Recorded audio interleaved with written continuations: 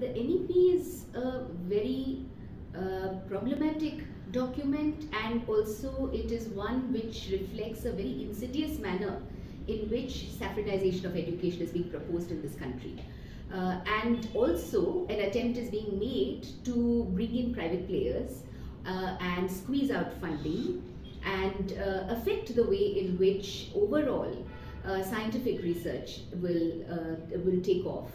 And the reason one says this is because in the NEP there is so much of an emphasis on Sanskrit, Sanskritic learning, the greatness of the knowledge that is present in Sanskrit texts and so on, which may be the case, but it is in a very uncritical manner that such thoughts are being proposed or presented. And the idea that is also being presented here is that the best kinds of ideas that have ever been produced have been in these Sanskrit texts.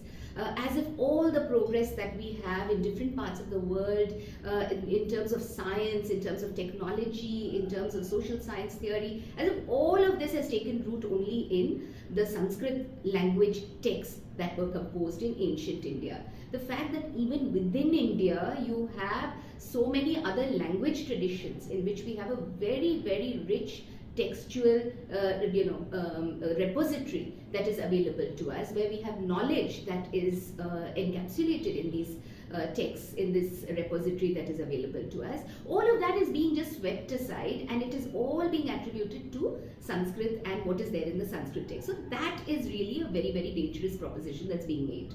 We created 4-year system that is being proposed, where from classes 9 to 12 in particular, there's certain kind of set structure that has been proposed.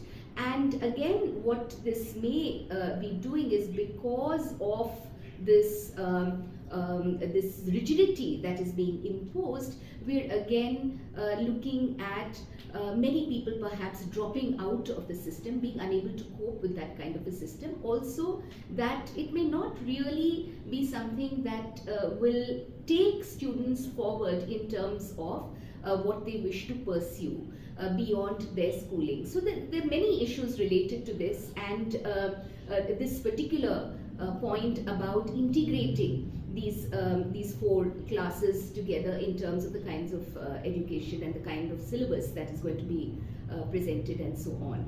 And finally, when we come to this issue of the National Research Fund, this funding body that is going to be created, what is the need for this NRF?